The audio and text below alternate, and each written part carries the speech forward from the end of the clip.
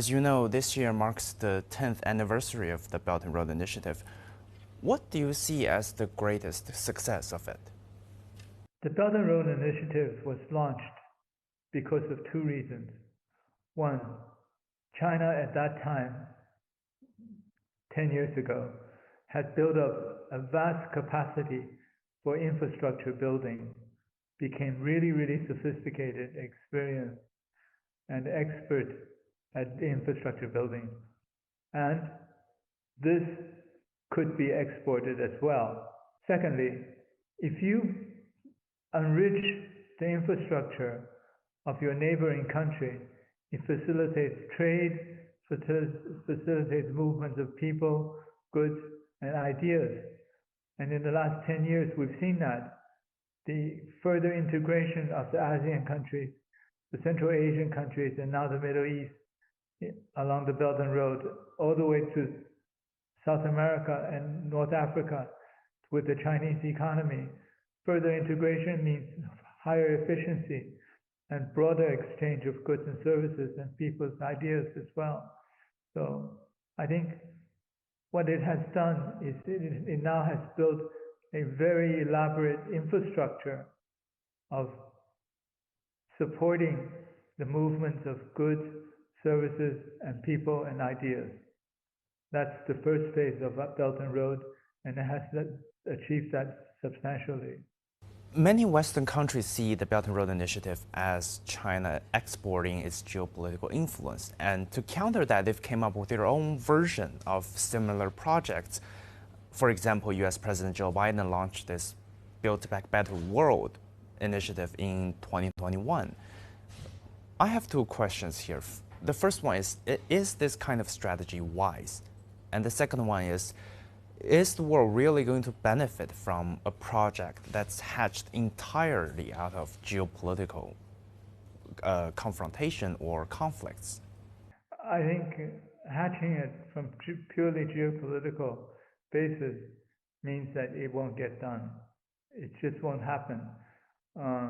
Just like the new gateway they wanted to build, this is out of the G20 a few months ago, between India and Europe through the Middle East, with trains and ports. Now, when was the last time the US built a new road? I mean, that's also my concern too. It seems like they haven't built road in a long time, and the roads have been in quite bad conditions for the past decades. That's right. So US has not built any new railway. The last railway was built over 100 years ago, actually with mostly Chinese labor. But also India, another country that is very ambitious to embark on an infrastructure binge. What does India build? What has India built in terms of railways? So there's no examples of success in building roads and railways and ports.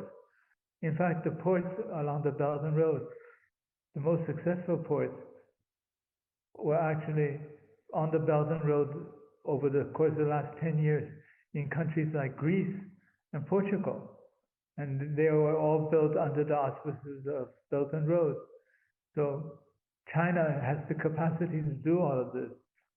So I think the whole idea of having alternatives is to try to round up more allies, to round up more countries, to back them, to take the stance with them against China. But I don't think that will happen.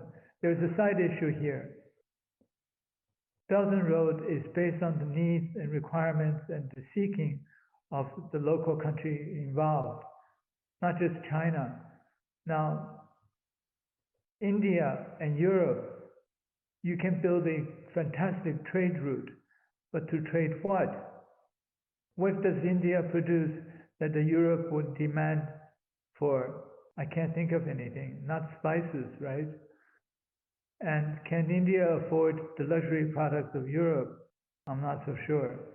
So I just don't see, first, who's going to build it, who's going to fund it, and who's going to actually move goods and services on it. So under the circumstances, I think it's empty promise. It's all fake, just like what happened a couple of years ago talking about Indo-Pacific Economic Framework.